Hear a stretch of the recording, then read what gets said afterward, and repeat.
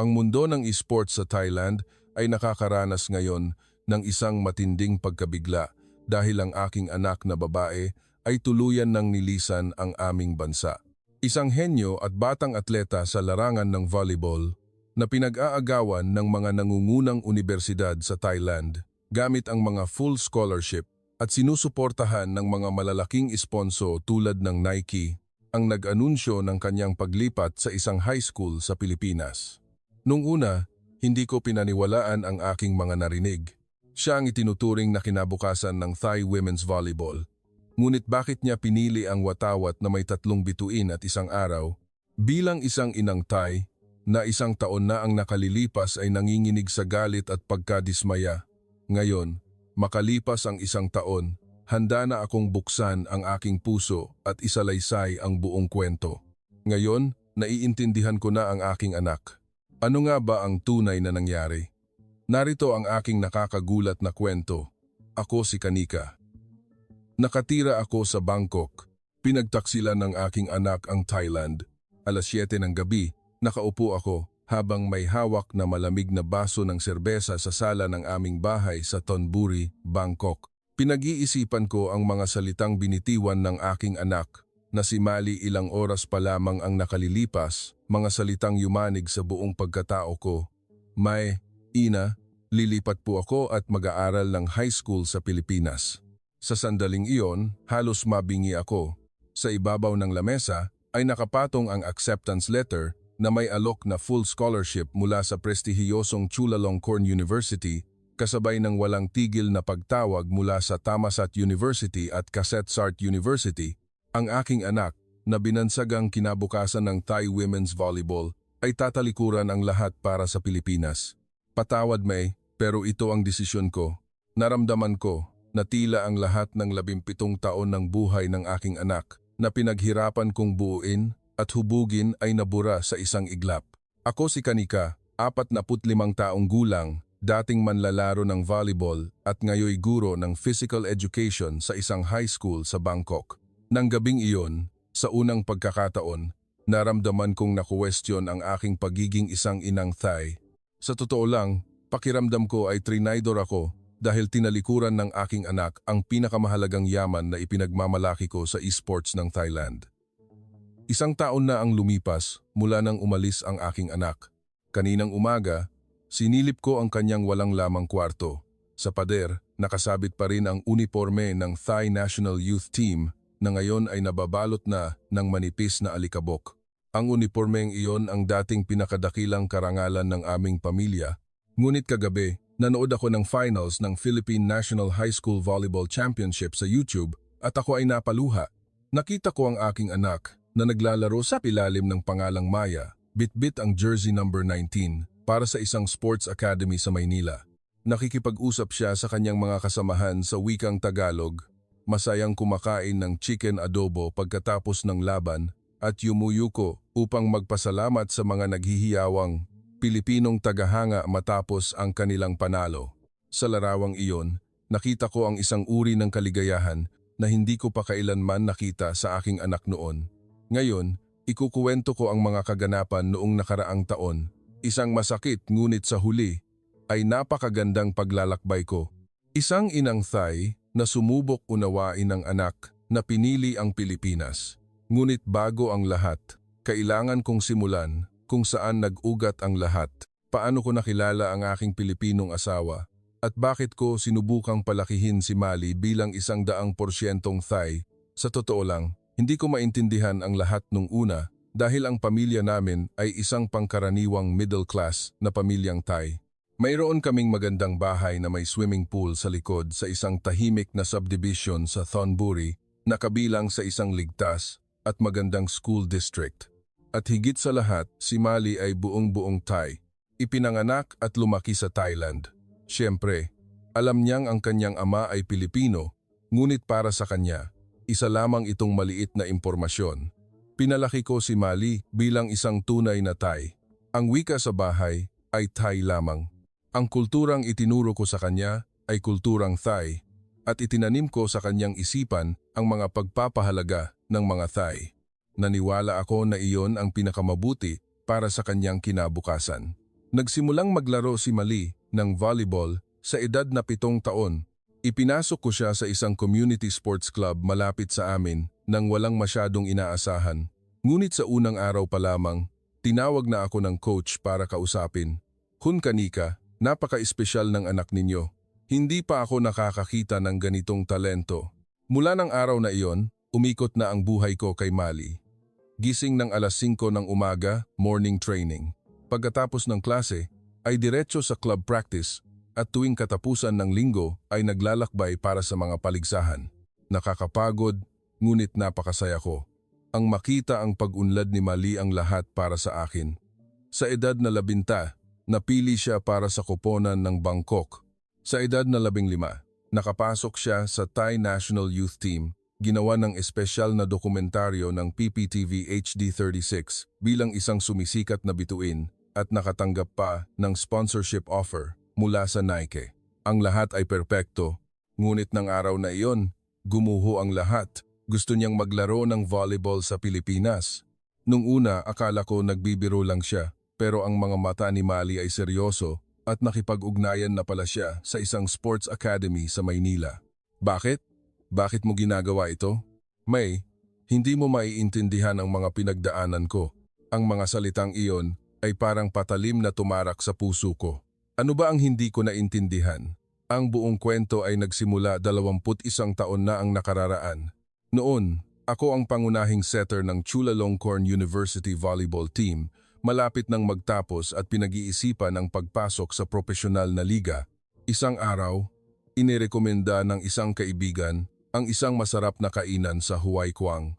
Kanika, nasubukan mo na ba ang tunay na pagkaing Pilipino? Ibang mundo yon. Sa totoo lang, wala akong masyadong inaasahan, ngunit dahil sa kuryosidad, sumama ako. Isa itong maliit na karinderya na may karatulang Manila Eatery. Pagpasok ko pa lang, isang kakaibang amoy ng sabaw at pampalasa ang humaplos sa ilong ko. Mabuhay, Sawat D. Krub. Isang lalaki sa likod ng counter ang bumati sa akin nang may malawak na ngiti. Matangkad siya, nakasalamin, at mukhang matalino. Unang beses mo rito? Irerekomenda ko ang bulalo namin. Bulalo? Nag-aalangan kong bigkas, at tumawa siya. Huwag kang mag-alala, hindi iyan maanghang. Iyon ang unang pagkikita namin ni Danilo.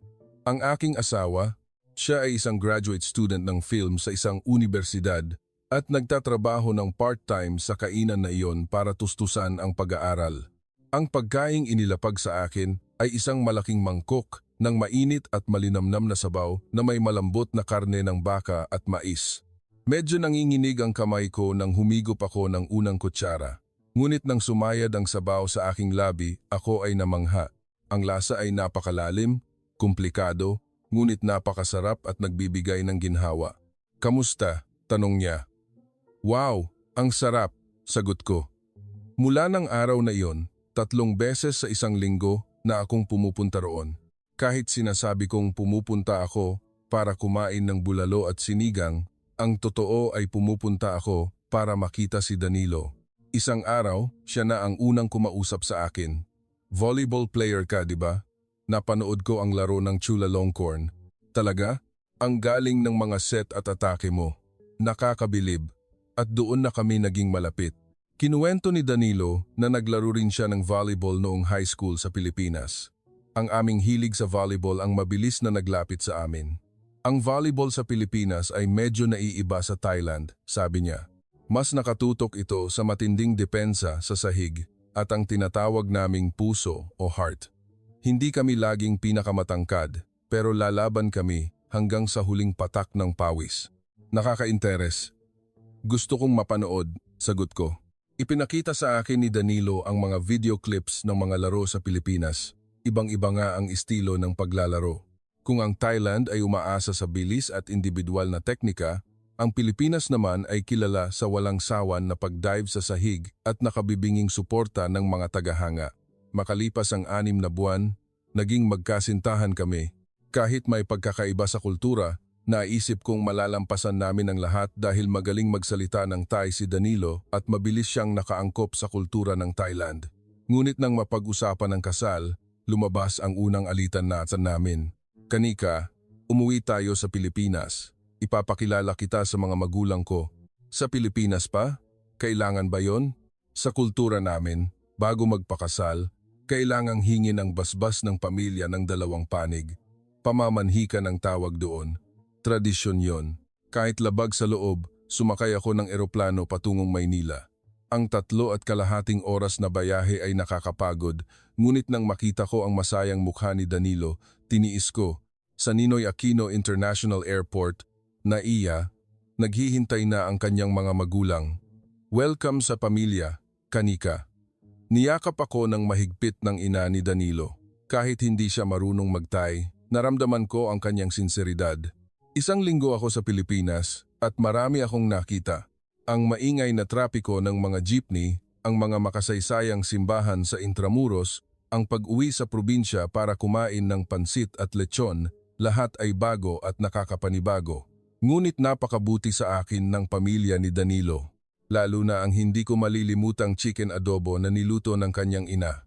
Kung gusto mong maging manugang sa pamilyang ito, dapat matuto kang kumain ng adobo, biro niya.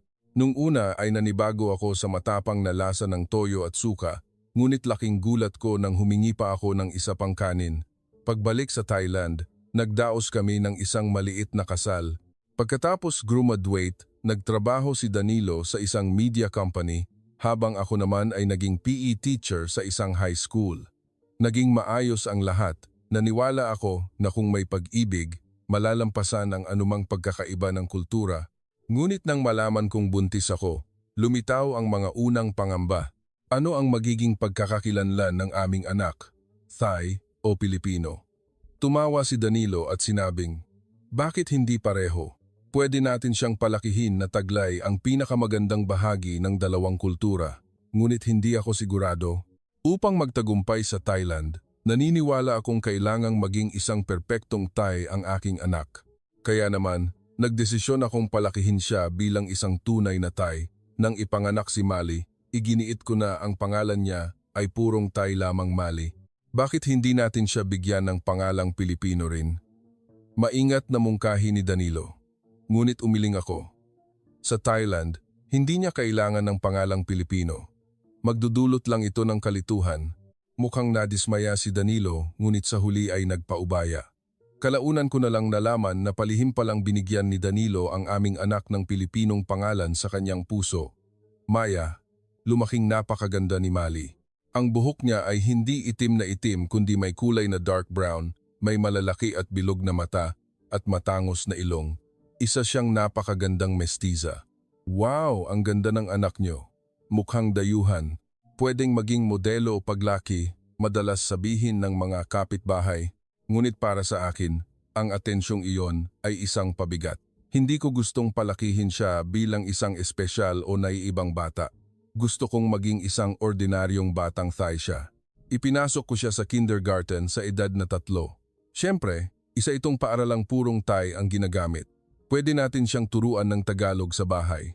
Ang pagiging bilingwal ay malaking kalamangan, mungkahi ni Danilo. Ngunit tumutol ako. Kahit ang wikang Thai lang, mahirap ng pag-aralan para maging perpekto. Bakit pa natin gagawing komplikado? Saka na lang siya mag-aral ng Tagalog. Minsan, kinakausap ni Danilo si Mali sa Tagalog, ngunit kapag tinitingnan ko siya, agad siyang lumilipat sa Thai. Sa edad na 5 taon, nagsimulang magtanong si Mali tungkol sa kanyang pagkakakilanlan. Mae, bakit hindi kasing itim ng buhok ni Pim ang buhok ko? Bakit iba ang hitsura ni Poor Ama kumpara sa ibang mga tatay? Tumigil ako sandali, ngunit mahinahon akong sumagot. Lahat ng tao ay magkakaiba, anak. Pero tayong lahat ay pare-parehong mga Thai. Tumango si Mali, ngunit mukhang hindi niya lubos na nauunawaan. Pagdating ng 7 taong gulang, dumating ang takdang panahon. Sa isang community club malapit sa amin, nagbukas sila ng volleyball class para sa mga bata. May, naglaro ka rin ng volleyball dati, di ba? Gusto ko ring subukan. Unang araw na pumasok si Mali sa gym, kuminang ang kanyang mga mata nang makita ang bola ng volleyball.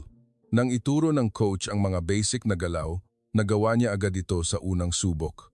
Wow! Isa siyang henyo. May atleta ba sa pamilya ninyo? Naglaro po ako ng volleyball noong kolehiyo. Kaya pala. Pero hindi lang ito dahil sa genetics. Tunay na talento ito. Mula ng araw na iyon, nagsimula ang buhay volleyball ni Mali. Nag-iensayo siya araw-araw at lumalaban tuwing weekend. Ang bilis ng kanyang pag-unlad ay nakakamangha. Sa edad na 10, nanalo siya bilang best player sa kanilang club. Sa award ceremony, nagbigay siya ng mensahe, "Mahal ko po sina May at Por, pati na rin sina Lolo at Lola." Lumipad ang mga magulang ni Danilo mula Pilipinas para makita sa unang pagkakataon ang kanilang apo. "Ang galing-galing talaga ng Maya ko," sabi ng kanyang lola sa wikang Tagalog, na ikinalito ni Mali. "Sino po si Maya?" "Ikaw yon, apo, ang Pilipinong pangalan mo." Gulat na tumingin sa akin si Mali. Agad akong gumawa ng palusot. "Gusto ka lang tawagin ng ganyan ng lola mo, huwag mo nang isipin yon." Ngunit mula noon, madalas bumubulong si Mali sa sarili niya sa harap ng salamin. "Maya, sino ba talaga ako?" Kung babalikan, marahil ang pagkalito sa kanyang pagkakakilanlan ay nagsimula noon. Pagpasok niya sa middle school, mas naging komplikado ang sitwasyon. "Mali, ano ka ba talaga, Thai o Pilipino?" Tanong ng isang kaklase sa unang araw habang kumakain ng tanghalian. May pag-aalinlangang sumagot si Mali, "Thai ako." "Hindi, ibig kong sabihin, ano ang lahi mo?" Half." Nagtawanan ang ibang bata. Marahil ay wala silang masamang intensyon, ngunit mukhang nasaktan si Mali. Nang gabing iyon, tinanong niya ako, "May, sino ba talaga ako?" "Ikaw si Mali, at iyon ang pinakamahalaga." Pero sa school, tinatanong nila kung saan ako galing. Sabi ko sa Bangkok. "Hindi. Ang tinatanong nila ay kung taga saan ang mga ninuno mo." Bumuntong hininga ako. "Ang ama mo ay mula sa Pilipinas at ako ay pinanganak dito. Pero ang pinakamahalaga, isa kang Thai." Hindi mukhang kumbinsido si Mali pero hindi na siya nagtanong pa. Sa eskwelahan, malabo ang katayuan ni Mali. Para sa mga purong Thai, siya ang half Pinay. Para naman sa ibang mga half-blood, siya ay mukhang Thai. Mabuti na lang at sa volleyball team, tanggap siya. Ang mga palo ni Mali ay napakalakas. Kinikilala ng kanyang mga teammate ang kanyang talento at iyon ang nagpataas ng kanyang kumpiyansa. Ngunit patuloy pa rin ang mga maliliit na insidente. Isang beses, kumain kami sa isang sikat na Filipino restaurant sa Bangkok. Kinausap si Mali ng waitress sa Tagalog.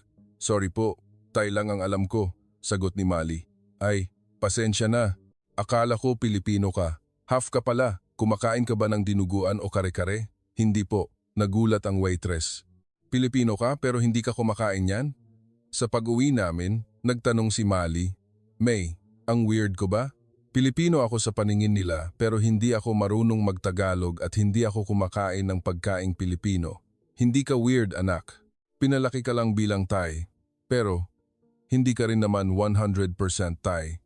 Ang sarili kong mga salita ay nagpatahimik sa akin. Nung grade 8 siya, isang malaking insidente ang nangyari. Finals noon ng regional championship. Mula sa bleachers ng kalaban, may mga sumisigaw ng kakaibang panunukso. "Ingat kayo sa Pinay na yan. Mga dayuhan, umuwi na kayo sa bansa nyo." Natahimik ang buong stadium. Sinita sila ng referee. Ngunit sa puntong iyon, wasak na ang mentalidad ni Mali. Karaniwan ay nakakakuha siya ng higit 30 puntos, ngunit ng araw na iyon, 10 puntos lang ang nagawa niya. Pagkatapos ng laban, umiyak ng humahagulgol si Mali sa loob ng sasakyan. "Bakit nila ako ginaganito? Gusto ko lang namang maglaro ng volleyball dahil may mga taong ignorante sa mundo. Huwag mo silang pansinin." Paano ko hindi papansinin? Kahit saan ako magpunta, outsider ako, parehong sa mga Thai at sa mga Pilipino. Nang gabing iyon, nagkaroon kami ng seryosong pag-uusap ni Danilo. Nahihirapan si Mali sa kanyang identity. "Sinabi ko na sa'yo, dapat natin siyang turuan ng kulturang Pilipino. Dapat may balanse." "Mahalaga ba yun ngayon?" Sagot ko. "Siyempre mahalaga. Pilipino rin si Mali. Kailangan niya maging Thai para magtagumpay dito sa Thailand. Aanhin niya ang tagumpay kung hindi naman siya masaya?" Sa unang pagkakataon, tinaasan ako ng boses ni Danilo. Tila sumabog na ang lahat ng kinikimkim niyang emosyon. Ilang araw ang lumipas, nagmungkahi si Danilo, "Ngayong summer, umuwi tayo sa Pilipinas. Gusto rin makita ni Mali sina Lolo at Lola, pero may volleyball camp siya. 1 linggo lang, kailangan din niya magpahinga." Labag man sa loob ko, pumayag ako. Hindi ko alam na ang desisyong ito ay babago sa lahat. Bago ko ikuwento ang biyahe namin sa Pilipinas, kailangan kong isalaysay kung paano naging sumisikat na bituin ng Thai volleyball si Mali. Sa edad na 14, bilang isang freshman sa high school, nasa radar na siya ng mga scout mula sa iba't ibang universidad. Sa taas na 175 cm, kamangha-manghang vertical jump at natural na pakiramdam sa bola, ang lahat ay perpekto. Kun kanika, lampas na sa high school level ang galing ni Mali, sabi ng kanyang coach. Ito ang unang pagkakataon sa kasaysayan ng paaralan na ang isang freshman ang naging star player. Sa unang season niya, nag-average si Mali ng 22 points kada laro. Naglabas ang lokal na pahayagan ng artikulong may titulong "Ang Volleyball Prodigy mula Thonburi" at nagsimulang dumagsa ang mga scout. Nagpakita ng interes ang Thammasat University, nakipag-ugnayan ang Kasetsart at gusto nang magpapirma ng pre-contract ng Chulalongkorn. Pakiramdam ko ay nasa alapaap ako sa sobrang saya. Ang pangarap kong hindi ko naabot ay matutupad na sa pamamagitan ng aking anak. Iyon ang akala ko. Sa edad na 17, isang mas malaking kaganapan ang nangyari. Isang tawag mula sa Volleyball Association of Thailand. Gusto naming imbitahan si Miss Mali para sa tryouts ng National Youth Team. Hindi ako makapaniwala. Karaniwan ay 11 o 18 taong gulang ang kinukuha dito. Sa araw ng tryout, pumunta kami sa training center. May 60 sa mga pinakamagagaling na manlalaro sa buong bansa at lutang na lutang si Mali. Sino yung batang yon? Ang galing niya. Tingnan mo yung angle ng palo niya, grabe. Mangha ang ibang mga atleta. Makalipas ang isang linggo, inilabas ang resulta. Pasok si Mali, siya ang pinakabata sa 18 napiling atleta at nakuha niya ang pwesto sa starting lineup bilang opposite spiker. Sa eroplano pa uwi, sabi ni Mali, "May, parang panaginip. Ire-represent ako ang Thailand. Deserve mo yan, anak." At simula pa lang ito, kuminang ng husto ang mga mata ni Mali. Tandang-tanda ko ang pagtayo niya nang may malaking pagmamalaki habang suot ang uniforme na may bandila ng Thailand. Ang unang international tournament niya ay ginanap sa Pilipinas na siyang nakatadhan. Kinabahan si Mali ngunit naglaro ng mahusay. Umiscore ng 18 points laban sa Indonesia at 21 points laban sa Malaysia. Higit pa rito, nakuha niya ang Best Youth Player of the Tournament. Napakaliwanag ng kinabukasan niya. Sabi ng komentato sa PPTV, overnight, naging national star si Mali. Pagbalik niya sa eskwelahan, nagbago ang ihip ng hangin. Kapag naglalakad siya sa hallway, nagbubulungan ang lahat. Ayan, yung national player. Magpapa-autograph ako. Kahihiyan at saya ang naramdaman ni Mali. Sa wakas, kinilala na siya bilang isang volleyball star at hindi lamang bilang isang batang may lahing Pilipino. Dumating din ang isang youth sponsorship contract mula sa Nike. Maliit man ang halaga, ang simbolismo nito ay napakalaki. Si Mali, ang kinabukasan ng Thai Women's Volleyball. Naiyak ako nang makita siyang nagpo-post sa photoshoot. Naging tunay na kinatawa ng Thailand ang aking anak. Ngunit hindi nagtagal ang kaluwalhatiang iyon. Binago ng COVID-19 ang lahat. Kinansela ang mga torneo, nahinto ang mga ensayo. Nakakulong lamang si Mali sa bahay. Nung una, okay pa. Nag-iensayo siya mag-isa sa likod bahay, pero unti-unting nag-iba ang atmosfera. Sumiklab ang xenophobia at paninisi sa mga dayuhan. Sa online class, may mga nagsasabing, kasalanan to ng mga dayuhan. Sila ang nagdala ng sakit na to. Nanigas ang mukha ni Mali sa harap ng screen. Sinita ng guro, ngunit sugatan na ang puso niya. Dahil sa tumataas na tensyong politikal, dumami ang hate crimes laban sa mga dayuhan, kabilang ang mga Pilipino. Isang araw, nakaranas si Danilo ng pang-aabuso sa daan. "Bumalik ka sa Pilipinas, dayuhan." Sigaw sa kanya sabay tulak. Mabuti at hindi siya nasaktan ng malubha, ngunit bumagsak ang kanyang moral.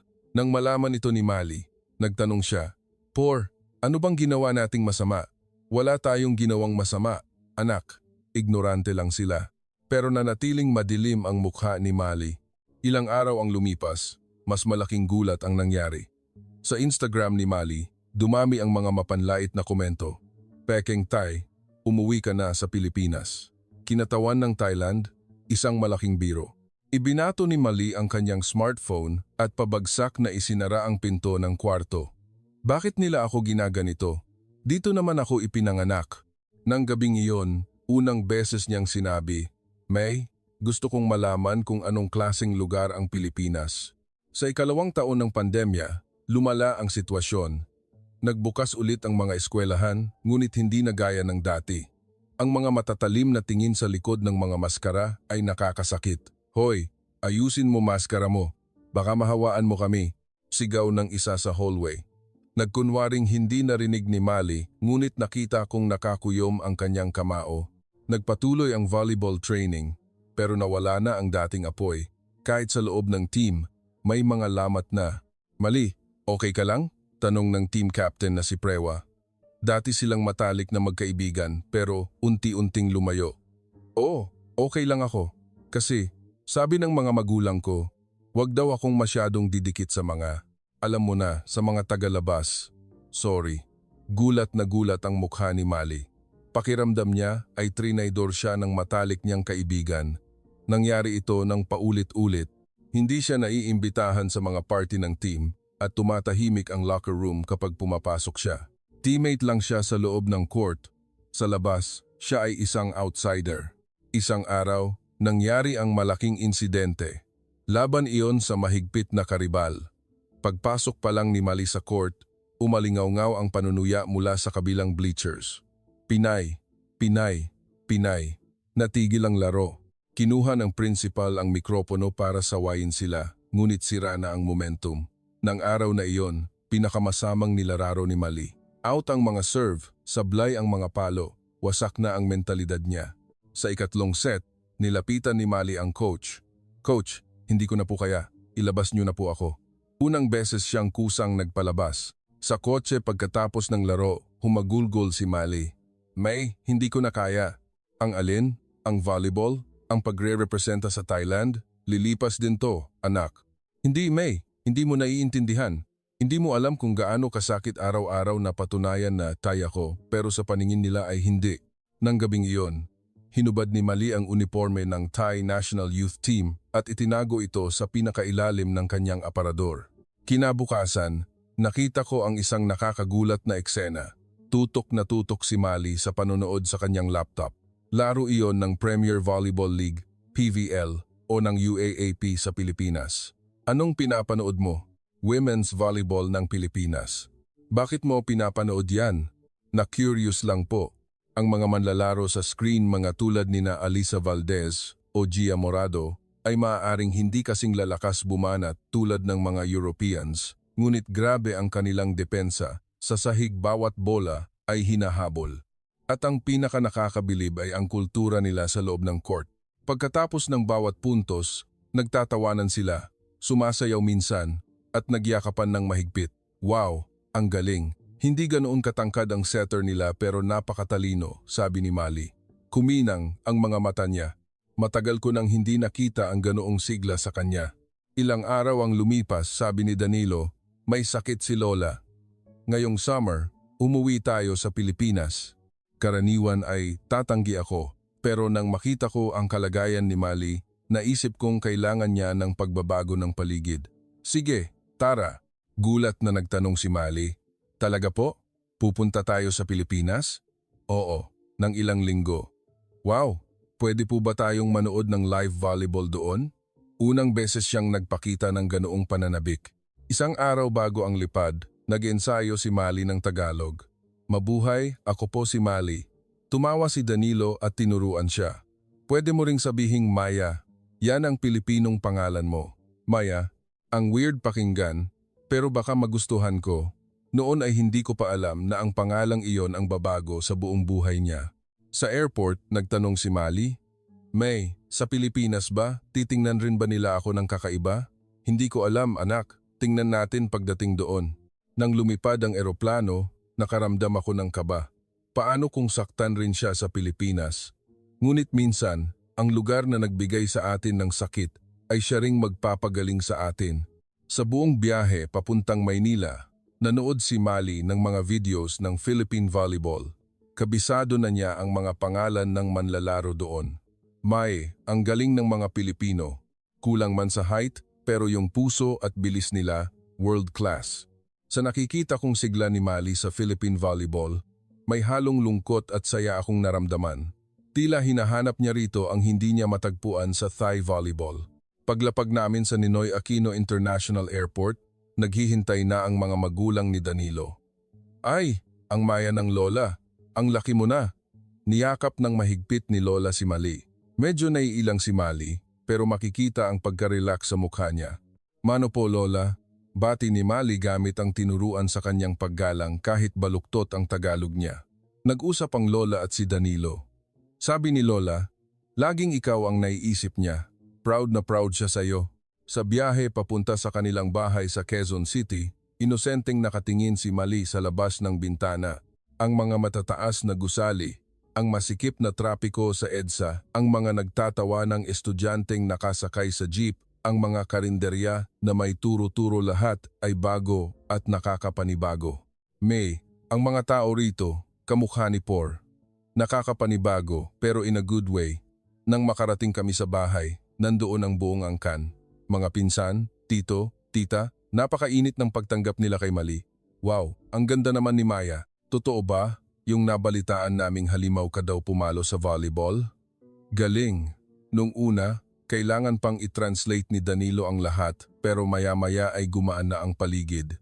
Lalo na si Lea, ang pinsan niyang kasing edad niya, na inasikaso si Mali.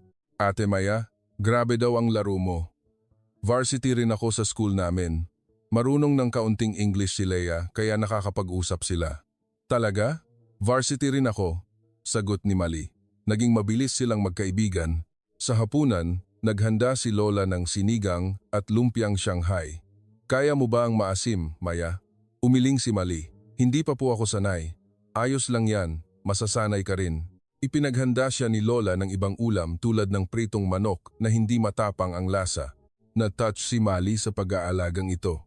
Pagkatapos ng hapunan, nagmungkahi si Lea.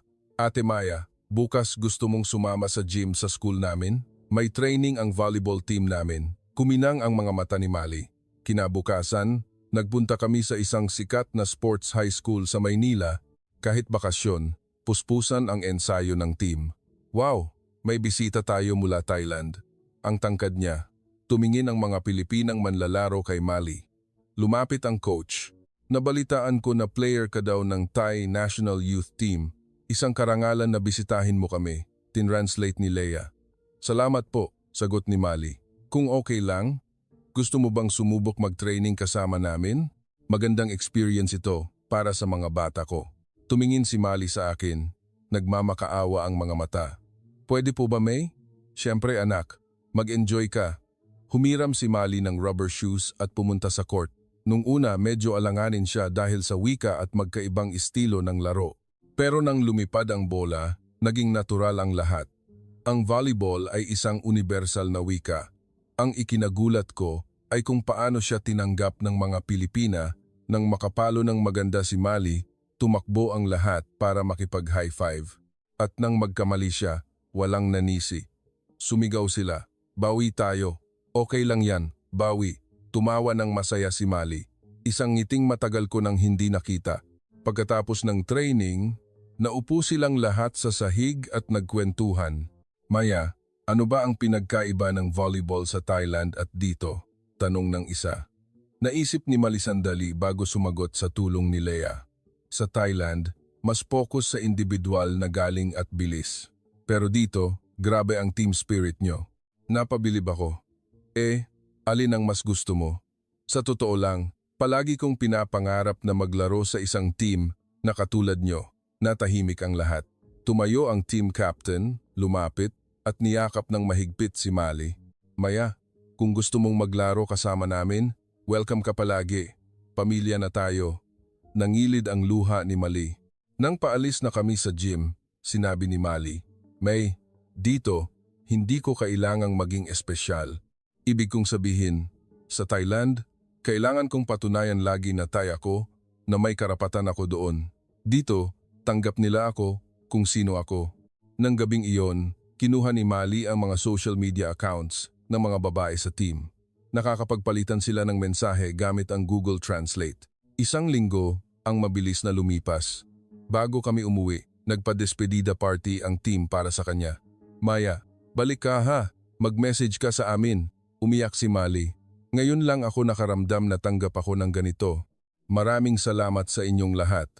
Sa kotse papuntang airport, seryosong sinabi ni Mali, May, gusto kong maglaro ng volleyball sa Pilipinas.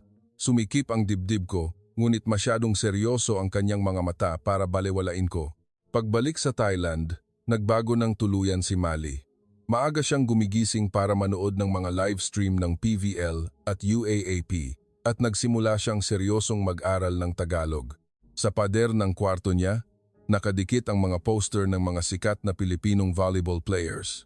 Nag-iensayo ka ba sa school? Opo, nag-iensayo po. Pero bakit parang may mali? Hindi mo na ba gusto dito? Tingin lang kasi nila sa akin, kalaban sa pwesto. Totoo naman, sa high school sports sa Thailand, matindi ang kompetisyon para makakuha ng scholarship sa kolehiyo. Mas mahalaga ang individual stats kaysa team spirit. Pagsapit ng Setyembre, main player pa rin siya ng team pero namatay na ang apoy sa kanyang mga mata. Isang araw, dumating ang nakakagulat na balita. Tinanggihan ni Mali ang imbitasyon na bumalik sa National Youth Team Training Camp. Tinawagan ako ng coach. Kun kanika, na-inform po ako na hindi sasali si Mali sa autumn camp. Bakit mo ginawa yon, anak? May, ayoko nang irepresenta ang Thailand. Ano bang sinasabi mo? Pinaghirapan mo yan. Pinaghirapan mo, May. Ginawa ko lang yon para maging masaya ka. Tumaos sa puso ko ang mga salitang iyon. Pero para sa kinabukasan mo to, kailangan mong makapasok sa magandang university. Sa Pilipinas, may magaganda ring university. Ano? Binuksan ni Mali ang laptop niya at ipinakita sa akin ang UAAP volleyball scene, Ateneo, La Salle, UST, UP. Hindi ka marunong magtagalog? Anong gagawin mo doon? Mag-aaral ako. At nagsimula na ako. Saka ko lang nalaman na gabi-gabi pala siyang kumukuha ng online Tagalog lessons. Pagsapit ng Oktubre, isang email mula sa Philippine Sports Academy ang dumating. Galing ito sa coach sa Maynila. Interesado kami sa inyong anak na si Mali. Kung maaari, nais namin siyang imbitahan na lumipat at maglaro ng volleyball sa aming paaralan na may scholarship. Akala ko babalewalain ko lang ito, pero alam na pala ni Mali. May sulat mula sa Pilipinas, di ba? Paano mo nalaman? Fini-forward sa akin ni coach. At gusto kong pumunta. Hindi pwede. Hinihintay ka ng Chulalongkorn. Hindi ako papasok sa Chulalongkorn. Nang gabing iyon, nag-away kami ng matindi. Sinubukan ni Danilo na maging neutral, pero sa huli, kumampi siya kay Mali. Hindi ba ang pinakamahalaga ay maging masaya si Mali? Masaya? Ang pagtalikod sa magandang kinabukasan niya ay masaya? Hindi lang iisa ang daan patungo sa tagumpay. Pwede rin siyang magtagumpay sa Pilipinas. Pakiramdam ko, pati asawa ko, pinagtaksilan ako. Ilang araw ang lumipas, sinabi ni Mali ang mga mapagpasyang salita. May, sa Pilipinas, isa lang akong volleyball player at hindi isang player na half Pinay. Gusto ko lang maglaro ng malaya. Hindi ako nakasagot. Nang sumunod na buwan, nanood si Mali ng finals ng UAAP Girls Volleyball sa YouTube at umiyak siya. Ano bang nangyayari sa'yo? Napasok sila sa semis. Kung nandoon ako, sana kasama nila ako. Nadurog ang puso ko. Talagang gusto niyang pumunta sa Pilipinas. Pagdating ng Disyembre, nagmungkahi si Danilo. Regaluhan natin si Mali ng trip papuntang Pilipinas sa Pasko. Ano? Hayaan muna natin siyang mag-training doon ng 2 linggo. Kung pagbalik niya ay gusto pa rin niya, kailangan na natin siyang payagan. Matapos ang mahabang pag-iisip, pumayag ako. Mas mabuting subukan niya mismo at siya ang magdesisyon. Tuwang-tuwa si Mali. Lumipad siya mag-isa, papuntang Pilipinas. Nakakakaba para sa isang 16 anyos na babae, pero nangako ang pamilya ni Leia na aalagaan siya. Nagvi-video call kami araw-araw. Kamusta anak? Nahihirapan ka ba? Hindi po, May. Ang saya-saya ko. Sa screen, suot ni Mali ang uniforme ng kanyang paaralan sa Maynila. Kumakain siya ng pandesal, kasama ang mga bago niyang kaibigan, at nagbibiruan sa magkahalong English at Tagalog. Mae, feeling ko belong ako rito. Parte ako ng pamilya. Pagkatapos ng 2 linggo, umuwi si Mali na punong-puno ng kumpiyansa. Mae, nakapagdesisyon na po ako. Lilipat ako sa Pilipinas. Hindi ko na siya mapigilan. Ang mga mata niya, ang nagsasabing ito, talaga ang gusto niya. At noong Pebrero, dumating ang alok na full scholarship mula sa Chulalongkorn University. Personal pang pumunta ang head coach sa bahay namin. Si Mali ang player na hinahanap namin. Ibibigay namin ang pinakamagandang kondisyon para sa kanya. Magalang na nakinig si Mali pero walang ekspresyon sa mukha niya. Salamat po, pag-iisipan ko po. Nang makaalis ang coach, sumabog ako. Naiintindihan mo ba kung gaano kalaki ang oportunidad na to? Opo, pero buo na po ang desisyon ko. Chulalongkorn yan. Diyan nag-aral ang nanay mo. Nandyan ang best volleyball program sa buong Thailand. Pangarap mo yon, May, hindi pangarap ko. Natahimik ako. Sa ibabaw ng lamesa ay ang acceptance letter mula sa Chula at ang transfer papers mula sa Maynila. Parang langit at lupa. Anong gagawin mo sa diploma mo sa Pilipinas? Tignan mo ang realidad. Magkano lang ba ang sweldo ng pro players doon? Hindi lang pera ang mahalaga, May. Buhay ko to. Buhay mo na isinasantabi ang lahat ng paghihirap ko. Sumigaw na rin siya. Buhay ko to, hindi buhay mo, May. Unang beses kong nakita siyang ganoon. Pumasok si Danilo para umawat. Kanika, tama na. Ginagawa mo ba to? Para sa kanya? O para sa pangarap na hindi mo naabot? Nanlamig ako. Nasabi na ang katotohanang iniiwasan ko. 1 linggo kaming hindi nag-usap. Cold War. Isang gabi, narinig kong umiiyak si Mali sa kwarto niya. Kumatok ako. Mali, pwede ba akong pumasok? Opo. Nakaupo si Mali sa kama. Hawak ang mga litrato niya kasama ang mga kaibigan sa Maynila. Siguro nahihirapan ka rin. Kung naiintindihan mo lang ako, May, hindi sana tayo nahihirapan. Natatakot lang ako na baka magsisi ka. Nagsisisi na po ako, May. Bawat araw na nandito ako sa Thailand, pinagsisisihan ko. Iniabot niya sa akin ang kanyang diary. Doon, nakasulat sa magkahalong Thai at Tagalog. Ngayon sa training, tinawag na naman akong dayuhan. Nagbingi-bingihan lang ang coach. Hanggang kailan ko kailangang patunayan na Thai ako?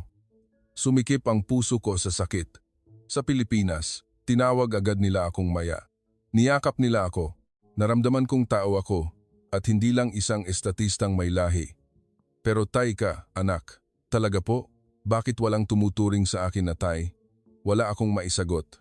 Tumawag ang school counselor, nagtataka kung bakit ni-reject ni Mali ang Chulalongkorn, Thammasat at Kasetsart.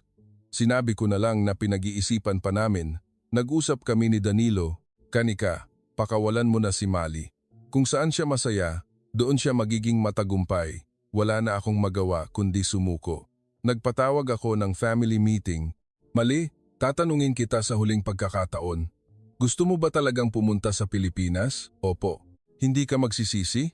Kung hindi po ako aalis ngayon, buong buhay ko, tong pagsisisihan. Buo ang loob niya. Sige, pero may kondisyon. Kailangan mong ipasa ang Tagalog Proficiency Test balang araw at bawat bakasyon, uuwi ka rito. Niyakap ako ni Mali ng mahigpit. Pangako, May. Mahal kita. Salamat sa pag-intindi. Sa totoo lang, hindi ko pa siya naiintindihan noon. Nirespeto ko lang ang pasya niya. Nagpadala ako ng formal na rejection letter sa Chula. Sayang, good luck kay Mali ang maikling sagot nila. Habang ang paaralan sa Maynila ay nagpadala ng masayang mensahe, hinihintay na namin ang aming atleta na si Maya. Gagawin namin siyang pinakamagaling. Wala nang atrasan. Aalis na si Mali. 25 ng Marso, Suvarnabhumi International Airport. Kaunti lang ang bagahe niya.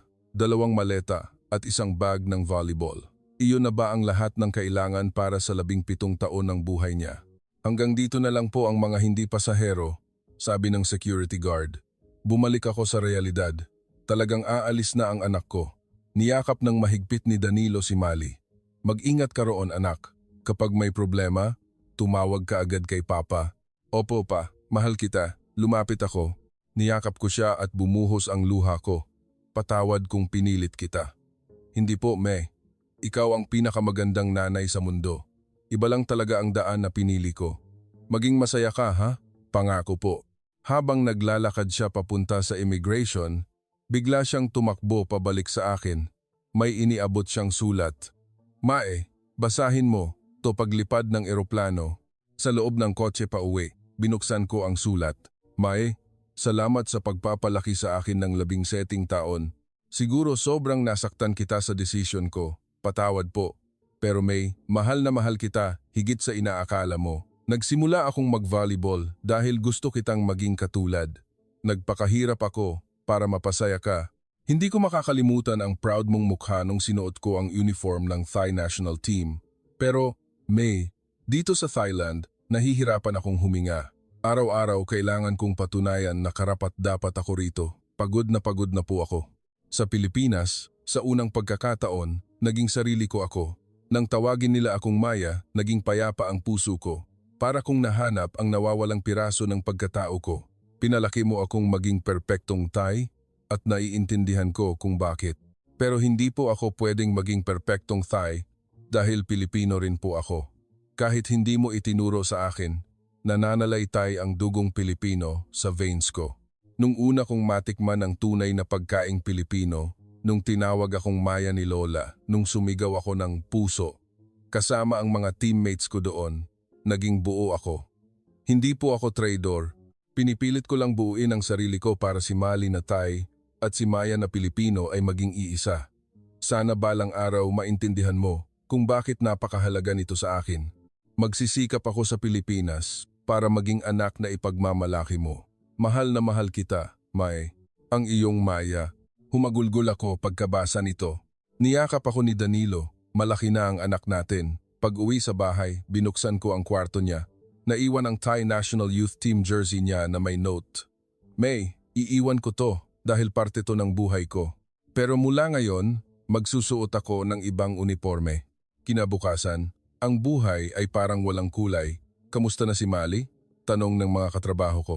Pilit akong ngumiti. Nag-aaral na siya sa isang magandang sports school sa Pilipinas. Ano? Bakit doon? Mas maganda ang facilities dito Wala akong maisagot. Isang linggo ang lumipas, tumawag si Mali sa video chat. May, okay lang po ako. Suot niya ang uniform ng Pilipinas. Mukha siyang ordinaryong Pilipinang high school student. Kamusta ang school? Medyo mahirap ang lessons, pero tinutulungan ako ng mga kaibigan ko. Sa likod, may mga sumilip sa kamera. Hi tita, kamusta po? Si Maya po. Okay na okay rito. Sigaw ng mga teammates niyang Pilipino na tumatawa. Kasama nilang tumawa si Mali. Isang tapat, maluwag na tawa na bihira akong makita sa Thailand. Pagsapit ng Oktubre, nagpadala ng balita si Mali. Sasali siya sa tryouts para sa Philippine National Youth Team. Dito po May, hindi nila tinitignan ang apelyido o lahi, skill at puso lang. Pagsapit ng Nobyembre, pumasa siya. May, nakapasok po ako sa final roster ng Philippine Youth Team. Hindi ako makapaniwala. 3 buwan pa lang siya roon. Congratulations anak, proud na proud si May sa'yo. Ito ang unang beses na bukal sa puso ang pagbati ko. Disyembre, umuwi siya para sa Pasko. Ibang Malina ang sumalubong sa akin sa airport. Confident, masaya at mapayapa ang mukha. May, I missed you. Pagdating sa bahay, kinakausap na niya ang kanyang papa at lola sa Tagalog. Hindi pa perpekto, pero natural ang pag-uusap nila. Sa hapunan, masaya siyang kumakain ng adobo at sinigang. Nakita ko ang maraming pagbabago, kung paano siya magmano sa nakatatanda at paano sumingit ang mga salitang po at opo sa usapan. Ang laki ng pinagbago mo anak. Opo, pero ang pinakamahalaga, masaya po ako. Nahanap ko na yung lugar ko. Pinag-isip ako ng mga salitang ito. Buong buhay niya, hindi ko pala siya binigyan ng totoong lugar. Kinabukasan ng paglipad niya pabalik, sabi niya, May, huwag ka na pong umiyak ha, ngunit umiyak pa rin ako. Hindi na dahil sa lungkot, kundi dahil sa pride sa paglago niya. Pagpasok ng bagong taon, nanood ako ng isang vlog sa YouTube. Ito'y isang laro ng Philippine High School Championship. Foreigner Batu. Hindi, siya si Maya, ang bagong transferee ng Maynila, sabi ng nagkokomentaryo. Iba na ang laro ni Mali. Dati, pumapalo siya para sa sarili. Ngayon, isa siyang setter nagmamaniobra ng laro. gumagawa ng paraan para maka-score ang teammates. Binasa ko ang comments. Grabe ang galing ni Maya. Siya ang magpapanalo sa team na to. Nakaramdam ako ng pride. Isang araw, pinadalhan ako ni Mali ng link. Gawa iyon ng media club ng school nila. Isang araw sa buhay ni Maya. Pagising ng alas 6, morning training, kain ng lunch, adobo at rice, kasama ang barkada, aral at evening training.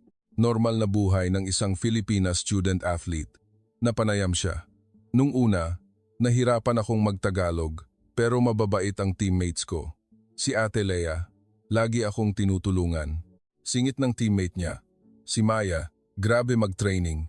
Nakakahawa ang sipag niya. Tinanong siya ng nag-i-interview, gusto mo bang maging Philippine National Team player balang araw? Opo, gusto kong i-represent ang Pilipinas. Yan ang pangarap ko. Naisip ko, siya ba talaga si Mali o si Maya? Ang sagot, pareho. Pagsapit ng Pebrero, naging official setter siya ng Philippine Youth Team at ang nakakagulat, sa Abril, ang Asian Youth Championship ay gaganapin sa Thailand. Mae, babalik po ako diyan para lumaban. Congratulations, anak. Hihintayin kita.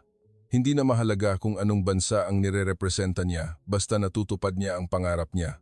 Sa Marso, nag-finals ang Philippine High School Championship. Pinanood ko ng live sa internet. 5th set, 24,024. Kalaban nila ang isang malakas na team mula sa probinsya. Serve ni Mali. Kalmado siya. Nang pumasok ang bola, nag-rally ng matagal. Na-receive ng libero ang bola, binigay kay Mali at gumawa ng isang perpektong set si Mali, isang magandang back set para sa opposite spiker at boom, puntos. Nanalo ang team mula Maynila. Bumagsak sa sahig si Mali at umiyak. Niyakap siya ng buong team. Maya, we did it. Ang galing mo. Sa post-game interview, nagsalita si Mali ng diretso sa wikang Tagalog. Para po ito sa buong team. Hindi ko po magagawa ito mag-isa. Ito po ang puso namin. Nakuha niya ang Best Setter Award. Ang picture niya hawak ang trophy at nakabalot sa watawat ng Pilipinas ay napakaganda. Sabi ni Danilo, Mali is truly happy. Oo, sagot ko. Tayo pala ang mali. Abril, Asian Youth Championship sa Bangkok. Nag-reflect ako habang naghihintay sa stadium. Naranasan ko rin palang mahusgahan noong galing akong probinsya paakyat ng Bangkok. Ang baduy mo, sabi nila dati. Tinago ko ang sarili ko para sumunod sa standards. At yun din ang ginawa ko kay Mali. Pinilit ko siyang maging perpektong Thai para hindi siya husgahan. Pero matapang si Mali, pinili niyang wag magtago. Dumating na ako sa stadium. Pagpasok ko, tumakbo si Mali sa akin, suot ang uniforme ng Pilipinas, bit-bit ang bandilang asul, pula, puti at may araw at mga bituin. Mae, niyakap niya ako. Kinilala ko ang Pilipinong coach. Kayo po pala ang mami ni Maya. Napakasipag po niya. Idol siya ng lahat. Nagsimula ang laro laban sa South Korea. Ang mga Pilipinong fans sa stadium ay napakaingay. May mga nag-alok pa sa akin ng ensaymada at pansit. Tita, kain po kayo. Kay Maya po kami sumusuporta. Ang init ng pagtanggap na ito, hindi ko naranasan sa Thailand noon. Nang tawagin ang pangalan niya, number 7, for the Philippines Maya, umalingaw-ngaw ang hiyawan. Ibang-iba ang laro. Hindi sila kasing lalakas ng kalaban, pero bawat bola, binubuwisan ng buhay bago bumagsak sa sahig. Si Mali ang nagdidirekta ng lahat. Ate, quick set tayo. Sigaw niya.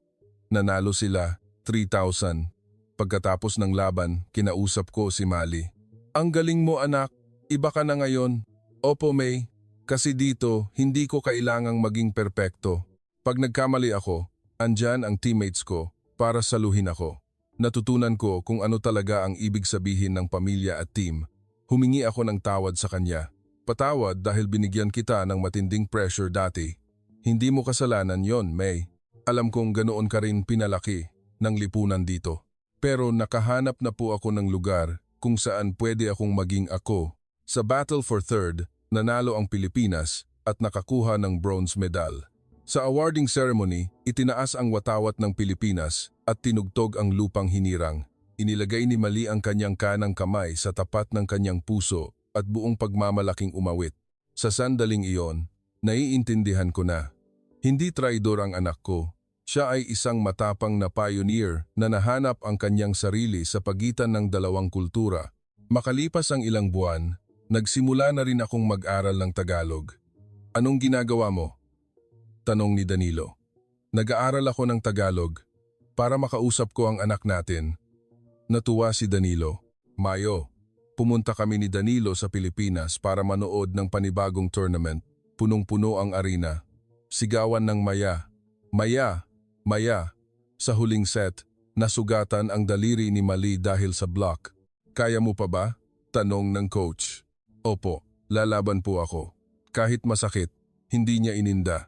Sa match point, nagpanggap siyang magseset, pero imbes na iset, itinapon niya ang bola sa kabilang court para sa isang matalinong drop ball. Walang nakapigil. Puntos. Nanalo ang team nila. Umiyak si Mali at ang kanyang mga teammates. Tumakbo si Mali palapit sa amin. May, pa, champion kami. Umiyak din ako. Proud na proud ako sa iyo, anak. Naiintindihan niyo na po ako ngayon, May. Siyempre, sorry kung late na. Nilapitan kami ng mga magulang ng ibang players. Tita, salamat po sa pagpapalaki ng isang Maya. Siya ang puso ng team namin. Sa gabi ng celebration, inalok ako ng mga kasamahan niya ng kare-kare at lechon. Masarap po ba, tita? Opo, masarap. Sagot ko sa Tagalog. Nagulat silang lahat at nagpalakpakan. Wow, marunong na si tita, sabi ng coach sa akin. Si Maya, bukod sa galing, nasa kanya ang pag-uugaling Pilipino. Marunong makisama, magalang sa nakatatanda, at hindi sumusuko. Kinagabihan, naglalakad kami ni Mali. May, nagsisisi ka pa ba na hindi ako nagtsula longkorn? May konti dati, pero nung nakita kong masaya ka, nawala na yon. May, balang araw, papasok ako sa PVL at maglalaro ako sa Philippine National Women's Team. Gusto kong irepresenta ang Pilipinas sa buong mundo. Natigilan ako pero napangiti. Suportado kita, anak. Sabi ko kay Danilo ng gabing iyon. Ang tapang ng anak natin. Mas matalino pa siya sa atin. Kinabukasan sa Naya, bago kami lumipad pabalik ng Thailand, sinabi ni Mali, May, uuwi ako sa Bangkok sa summer ha. Siyempre, anak, laging bukas ang kwarto mo. Mahal na mahal kita, May. Salamat sa pagpapalaya sa akin. Mahal din kita, anak.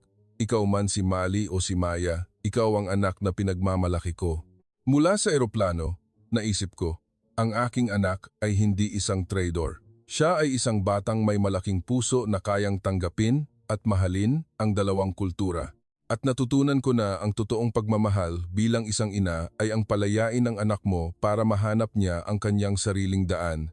Ito ang buong kwento ni Kanika, isang inang Thai na nung una ay nag-isip na traidor ang kanyang anak, ngunit sa huli ay naunawa ang pinili lamang ng kanyang anak ang pinakamatapang na desisyon para hanapin ang sarili sa gitna ng dalawang magkaibang mundo.